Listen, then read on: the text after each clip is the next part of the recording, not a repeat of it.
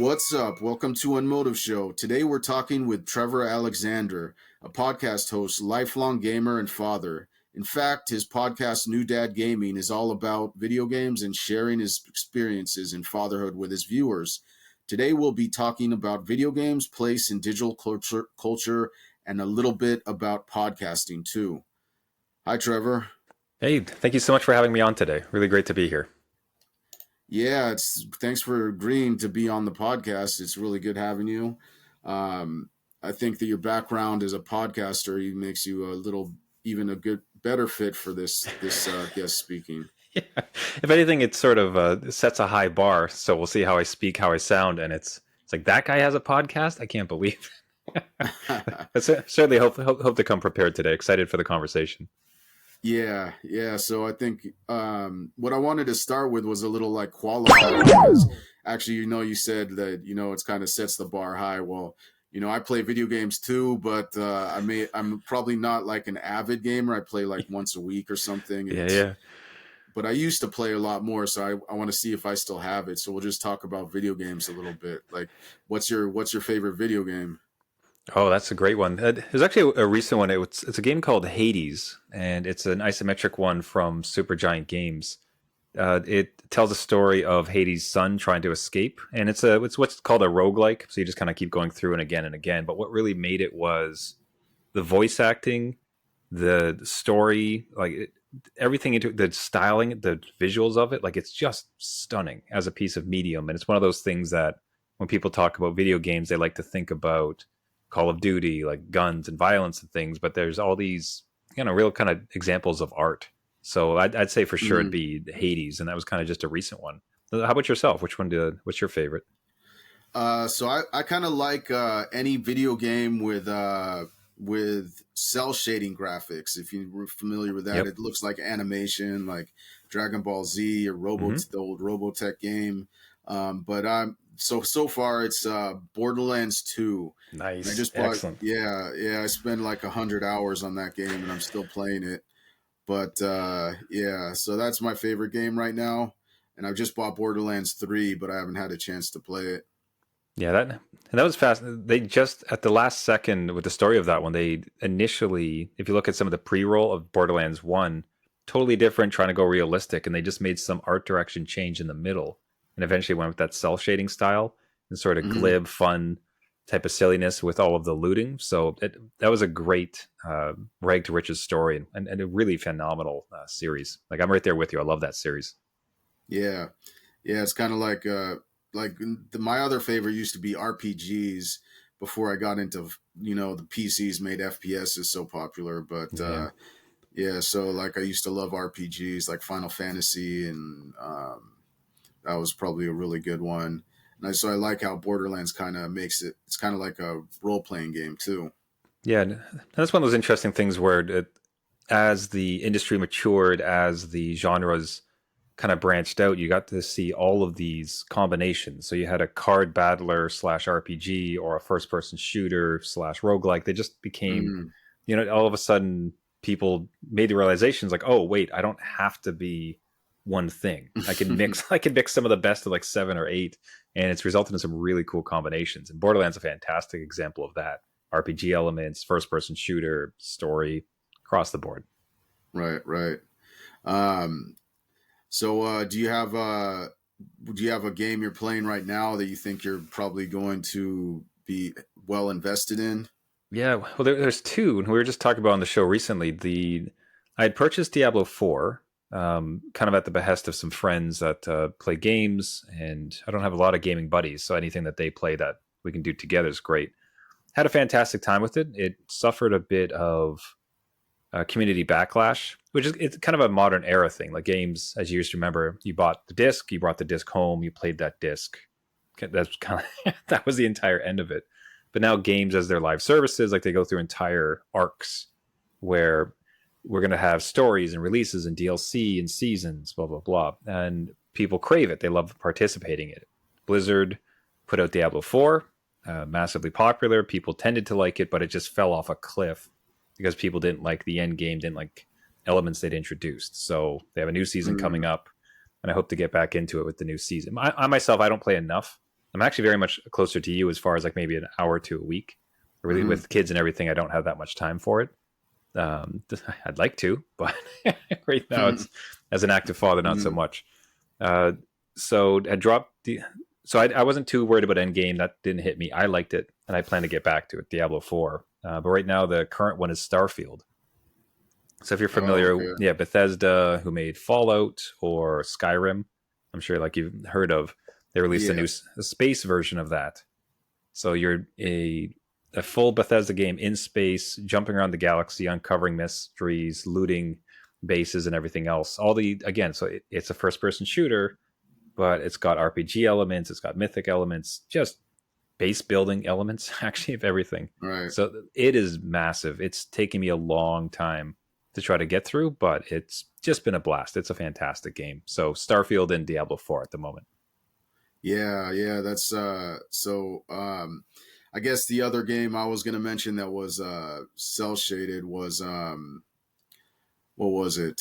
Yeah, I totally forgot it, but I feel like those games that take a long time to play, they're kind of like it's actually not that long. I spent 100 hours on Borderlands 2. I don't know how much you spent on Starfield so far. You said it was like a huge game, but Mm. yeah, it's only like it's like 2.5 100 hours is 2.5 weeks of full-time work, Mm. but then it seems like it takes like a few months to get there for me at least. Yeah, and it's kind of funny. I was looking at the slate of games. There's an article that came out. It's like, okay, here's all the games that you can expect, and it was cataloged alphabetically. And now most of them are trying to rush it out because of the because of Christmas season coming up, and it's like 100 deep. And there's all these games. Most of them will be 40 to 200 hours, like you said, but there's 80, 100 of these games coming out in the next couple of months. So when you look at like, all right, where am I going to possibly spend my time? Like, where would I possibly find the time to play any of these, let alone a couple of them, let alone all of them? It is wild the amount of content. We are drowning in options as far as these Right. games. So where one finds the time to commit, the 10, 20, 40, 200 hours into a game, I have no clue. Yeah, yeah, maybe a professional gamer or Yeah, something, yeah. like feel like to get really good at games, you have to really play a lot, and also be kind of younger because my mind is kind of like gotten slower in my age. Mm. So I feel like I used to be a better gamer. Well, it's kind of there's two angles to it. I've found, and we just on the channel we've been trying to stream a bit more. So I've been like live streaming Starfield, and for me it kind of presents two avenues. So professional gamer, which used to be something made fun of. Like there's this famous Far Side comic where kids playing a Nintendo, and the parents are just dreaming up. It's like, oh, we're looking for a professional Nintendo player, like Yeah. $300,000 a year, and that was a joke at that time. And yet now there's so many people on Twitch making full time income, like amazing incomes. There's professional gamers. There was a 16-year-old who won 4 million in a League of Legends tournament, like $4 million for winning a Wow. gaming tournament. Yeah, but I think that shows the diversity of what exists, where you can mechanically be good at games. I am the best Call of Duty player ever, and I win tournaments. I make money. Fascinating. But then secondarily, just the character, like the performance of it. Like I'm not good at playing games, but I do. The way I play it is interesting, and my commentary and the way like you speak through everything is entertaining, so people tune in, and there's another avenue. So all of us, or even like game guides, you see these YouTube channels racking up millions of hits.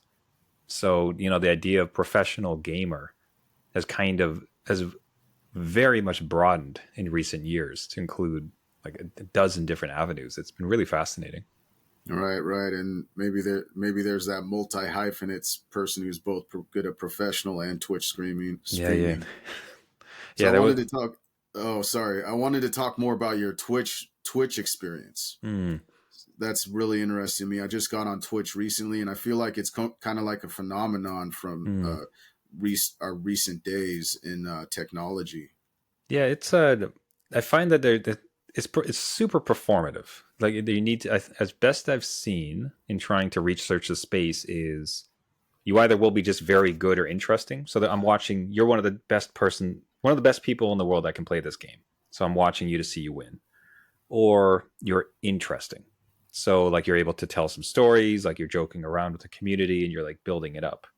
And I'm certainly nowhere near one of the best players in the world. So a lot of my streaming thus far has just been trying to be affable, try to be like interesting, like interact with the community.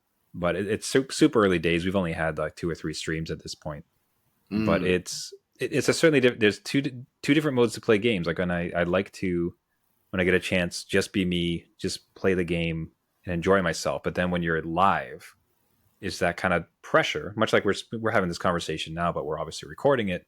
There is a pressure to, is like, all right, let's be concise, let's be clear, let's sure we're speaking correctly. There's a difference to, a coffee conversation versus a podcast conversation, and much is the same with sitting down and playing a game versus streaming and performing, being performative in it. So it's been interesting. I'm really curious to see how far we can take it, see like if we can build a bit of a following there too. Right. So that's like I don't know. Have you ever tried Discord? That's another place that's popular. I remember seeing it was very similar. It was like banana something, but it was actually for like it had nothing, banana fight or Mm. something, and Mm. it was like a Fortnite or League of what's the other one that's like Fortnite. Yeah, so the other game that's like Fortnite is it's for exactly like Twitch, but it's done in chat form only. Mm. So that you cut out there for me. I'm afraid. I don't know if my connection or yours. The last I Okay. heard was about banana, and then it cut, and then cut back in on Fortnite. Sorry. Okay. Yeah, we'll just start over with that sentence. Let me that usually helps me find the place to edit. So I remember I've recently heard about Discord channels that are like Twitch. I don't Mm. know if you're familiar with Discord. It's another like popular platform for like communities to grow in. And this person had one that's like banana something, and but it's for the one of those games that's like Fortnite. Mm. That's hilarious. I Discord unfortunately makes me feel old because there's Mm, something about it that I just don't get in its multiple rooms. Like and I've been on chat boards since I was young. Like I participated in, was it BBSMs or not BBS, like BBMs or the messaging boards back in the day with old dial-up internet. And yet somehow I can't seem to wrap my head around Discords. So you're saying that the entire Discord itself is a game, like with how you interact with things? Oh no, the Discord server, it's like a community of people that play that game and they're different like challenges that they have I to go see. for. And yeah.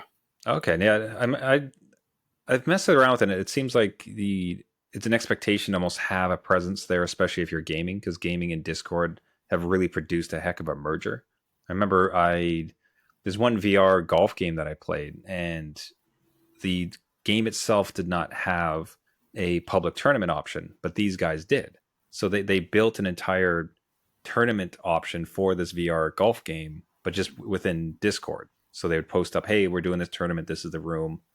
Register yourself, and we'll just like watch the scores." And then everything Mm, was just managed through Discord. So it I really should buy a couple books and just learn, or just get into it and like practice it, because the opportunity to connect with other gamers seems to be fantastic in there. yeah. I think a lot of people on there are younger age. I know my college has like a whole channel, a whole servers, bunch of servers, and it's mostly like students, kind of like how Facebook got started. Mm. Yeah, it's and some of the apps that exist within there, some of like the management things. I think you can even stream and do live. I once participated in a podcast, and the entirety of it was recorded on their Discord. And then they had Mm. people, they had their fan base like pop on real time. Like they allowed some people to take the stage and like speak for certain sections of it. It was fascinating as far as the community and just driving it around and building something different. Wow, I didn't. That's really interesting. I might even give that a Yeah. shot someday. Um, yeah. So I wanted to go back to this idea of professional gaming. So if let's say you're one of your, I'm sorry, you have sons or two sons, right? Two sons, yeah. So one of your sons wants to be a professional gamer.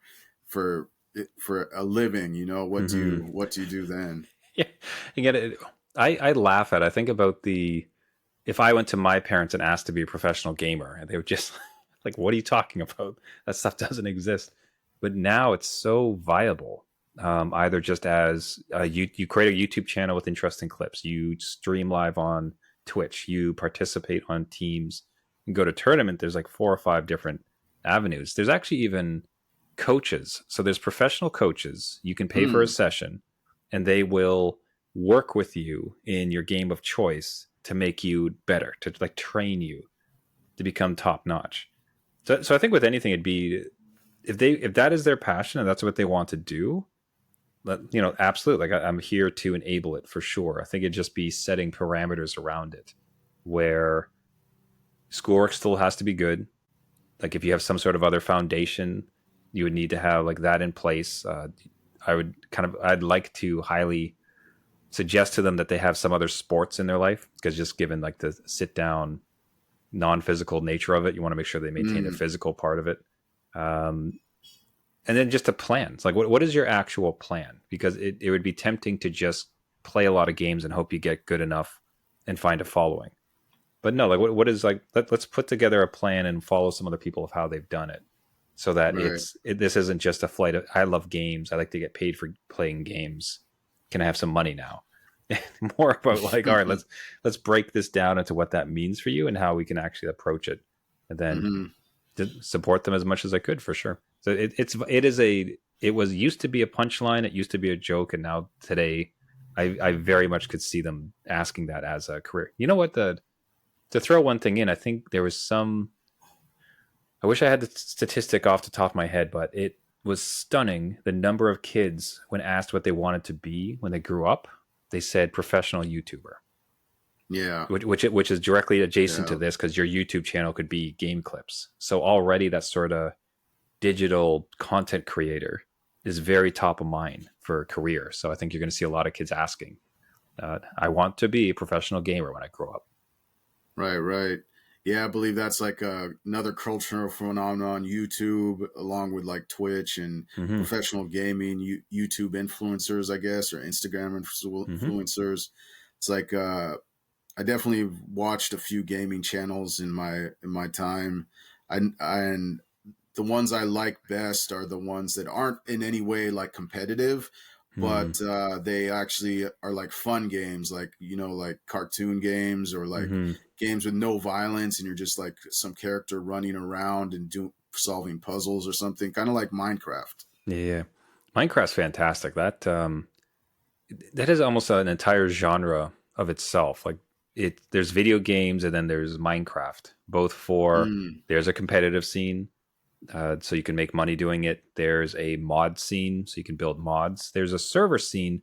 My co-host had actually, at the request of his sons, after they had saved up and like paid some money for it, they paid to get access to a specific server on Minecraft that somebody ran. So somebody's job, and again, this is where Mm. the title of professional gamer has 1,000 avenues now. This person's Hmm. job was to they built a particular server that did a particular thing for Minecraft, and if you paid them, you could access it to just play this type of game, all built within that particular Hmm. part of it. So yeah, Minecraft, it always like strikes a chord particularly, and it probably shows more than anything, in some ways more than anything else, ways to become a professional gamer, like that in Fortnite for sure. Right, right.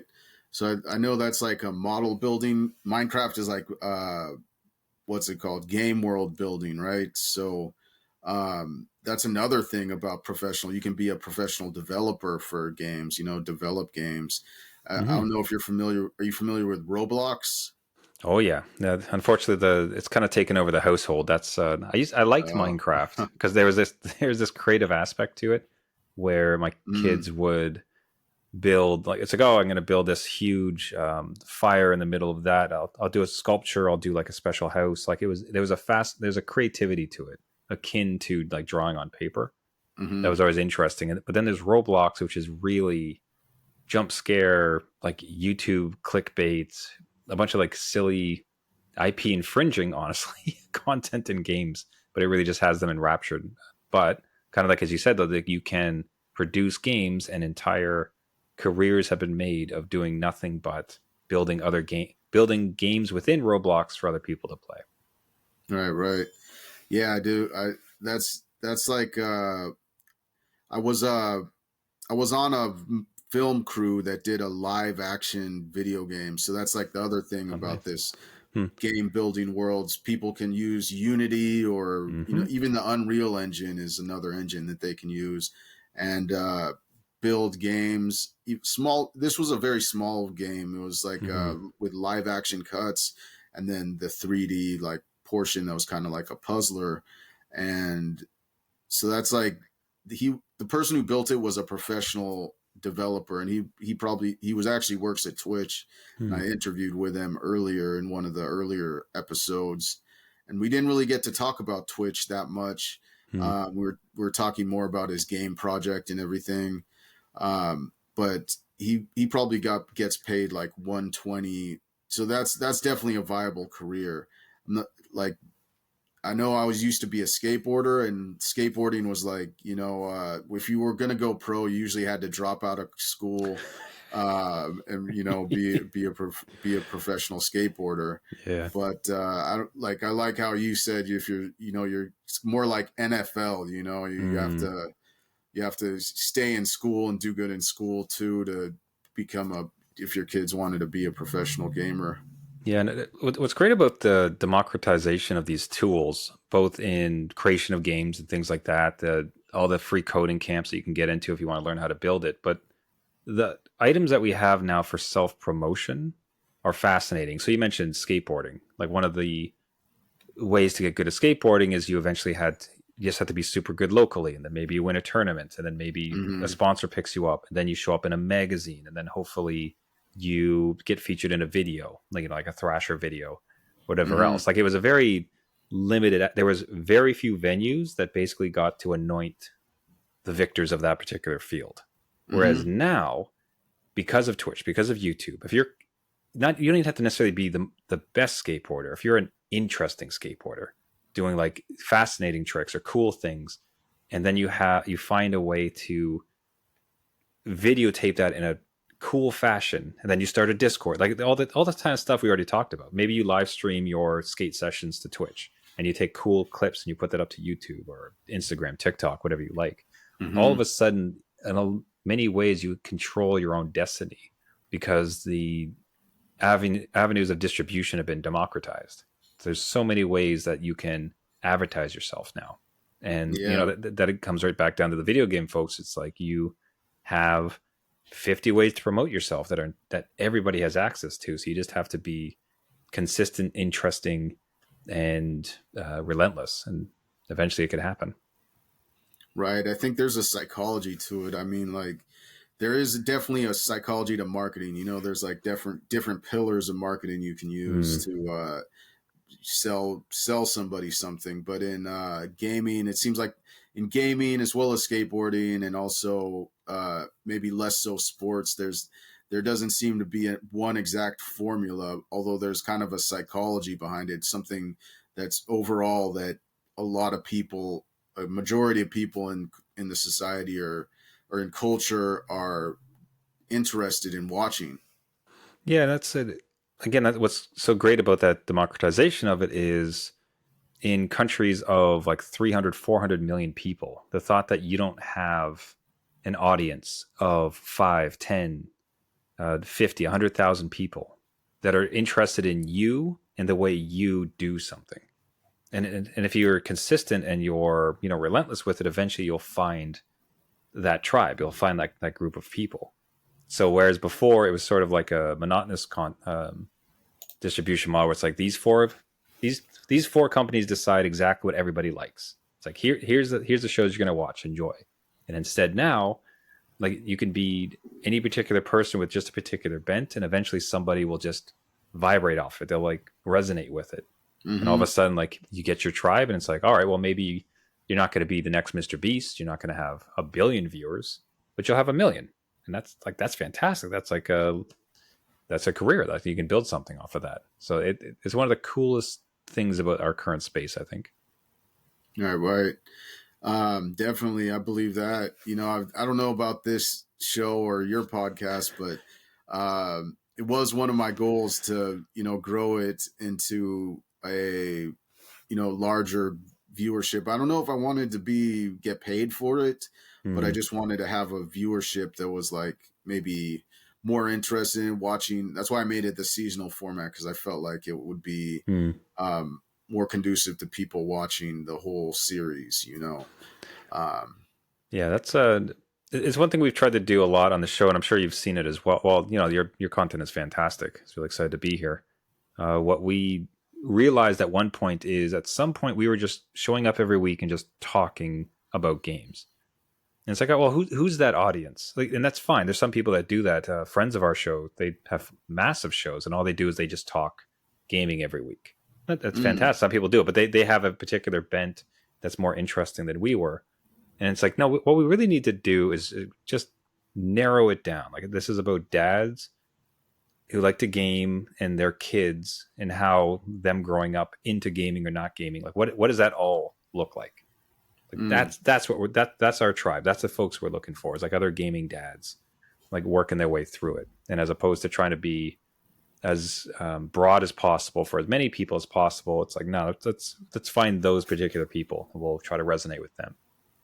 Right. Yeah, that's I've definitely done some research and tutorials and education in podcasting. That's what they tell you to do. Find your niche or your Mm. niche, your niche. I say niche, so like I've heard niche. Yeah, I prefer niche. yeah, me too, me too.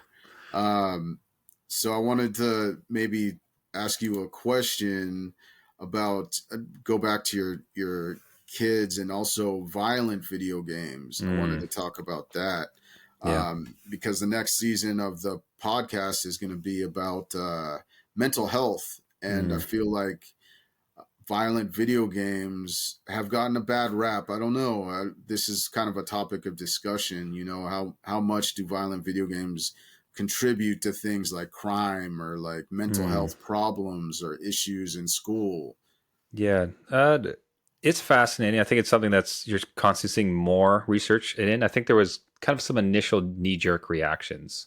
You can remember, if you're old enough, the initial outcry of games like Mortal Kombat when they came out, which were super bloody. Think way back, like pixelized, like the silly versions Mm, of it. But even back then, it's like, oh, this will like ruin America. But you keep walking backwards, and what they used to complain about was movies. And before they claimed about movies, there was actually these old articles that people turned up where they're complaining about reading. It's like all yeah. these books, like, oh, like it's going to ruin the youth. No one's talking anymore. They're just like reading their stuff. Wow. So there ends up being a boogeyman du jour any particular year of what's wrong. And so putting that aside, I think that there was a fantastic argument. It was a video essay I watched, and I found it powerful. I don't like the content of, well, it's violent content, but it's presented in such a way to make a point. And the particular point was, there was a famous U.S. congressman who sadly took his life on live TV. So he was Mm, up for some like terrible scandal. Is going to ruin his life. This is like 1950s, like black and white video, and unfortunately, he pulls out a gun and in front of everyone murders himself.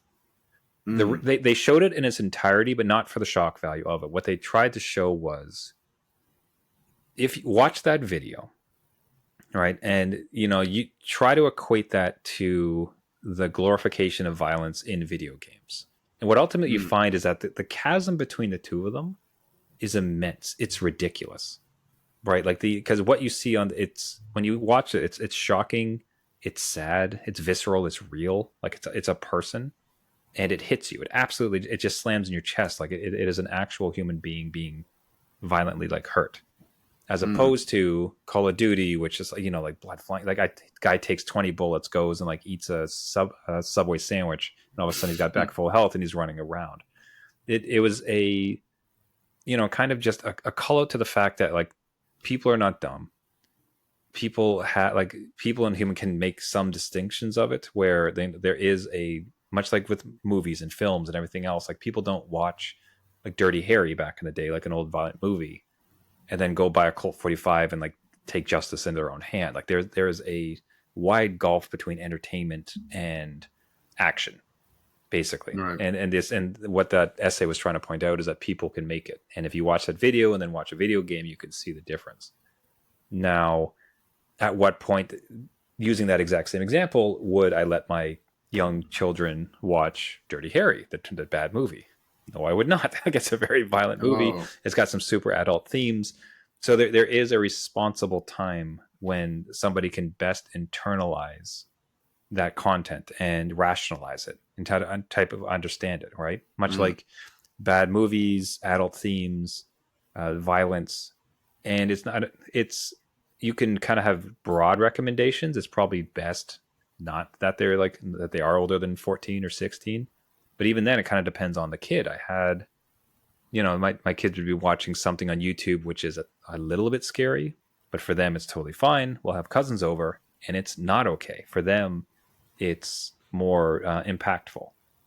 So it's all suffice to say is I think like the violence in video games ultimately gets it's just the current boogeyman, and like this is the reason for society's ills. But I think it's something that you've seen repeated throughout history, which again, it was reading, then it was like movies, and now it's video games. Next, probably AI, and like pick your poison where it goes. So that's a good baseline to start from, and then from there you build out what I feel to be a responsible approach to it. Where, okay, young minds, they're impressionable, they're going to be able to handle certain things at certain ages, and it's very individual. And you kind of start from that baseline, and you just work your way up. Where I think it's a fun, enjoyable medium for people who know what they're doing, and as long as and honestly, sorry, ending up in a bit of a tangent here. But in many ways too, it's part of what we do with the show is just because it's important for parents to be involved with their kids and what they're playing, right? Because like to know what is the content of it, how do I feel about this content? Is this appropriate for them and where they are in their development? And just having the active conversation, even if you don't want to play them, that's fine. You don't have to play them, but you need to understand, like, okay, like little Timmy wants to play Rocket League. That's like rocket cars playing soccer. Yeah, that's fantastic. Or he wants to play Mortal Kombat. That's that's a little bit much. Why don't we have that as an older date? And, I think it's encouraging to see the conversation continue to become more and more mature as we try to figure out the right place to be in this digital age. Yeah, even the discussion become more mature with your children, I'm sure, like, or your kids, as they grow up, they get more perspective into it. They get more insight into why they might like a game or something. You can have whole new discussions with them as they grow up. Yeah. And also just with the violence, it's about like what's appropriate at what age, working with them around. It's like, okay, just not yet. This game is made for older people. We'll work with you on it like when it's time. Time discipline, as far as, no, you can't spend 12 hours on a Saturday just playing games. You need to be a more rounded person, like just describing like health and everything else. So I think the conversation has continued to get more mature. People have more tools. And I think what's nice too is that our generation has kind of grew up with first games. Like I was there for, we started with a very old, it was old at the time even, but an Atari. And then it was like Nintendo, Super Nintendo plays. So we've come up with, we were the first generation really that came up with games, grew up with games. So now that like our children are stepping into it, we're probably about the most educated in how to best like guide them. My poor parents, they didn't have a clue. They had no idea. They'd get me something for Christmas, but they didn't really have a good sense of what the heck it was. Right. Yeah, I remember those days. That was my gift, at least. I feel lucky, some people probably couldn't afford that, but my mom was buying me like video game systems and all that stuff. It's good memories, I used to play with my brother all the time, and we get in those arguments. Oh yeah. But yeah, those are epic. I can remember us like banding together. We bought a Super Nintendo together, saving money from a paper route, and then we bought a PlayStation the same way. And I can remember like just the excitement, like saving for like months and months and months to get enough money, and then coming back. And then, as you said, we were also very fortunate. They're for Christmas, for a birthday, maybe get a new game, and it was just the greatest day of your life that year. Yeah, better than the ugly sweater gift. Although now being old, I love sweaters. I got the ugliest sweater Yeah, last year, and I wear it proudly. right. Yeah, I bet.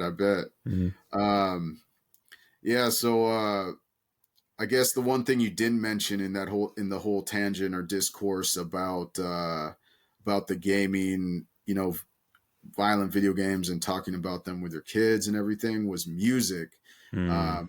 I listen to a good amount of music, and recently I've had to go, even as an adult, I have to go back to listening to less themes of like sexual themes and Mm. violent themes. I can't listen to that anymore. I have to listen Yeah. to I listen like jazz or classical or something like that. So I'm wondering, like, how do you how do you think your kids will mature, or you'll mature as you have matured already in your taste for video games? Hmm.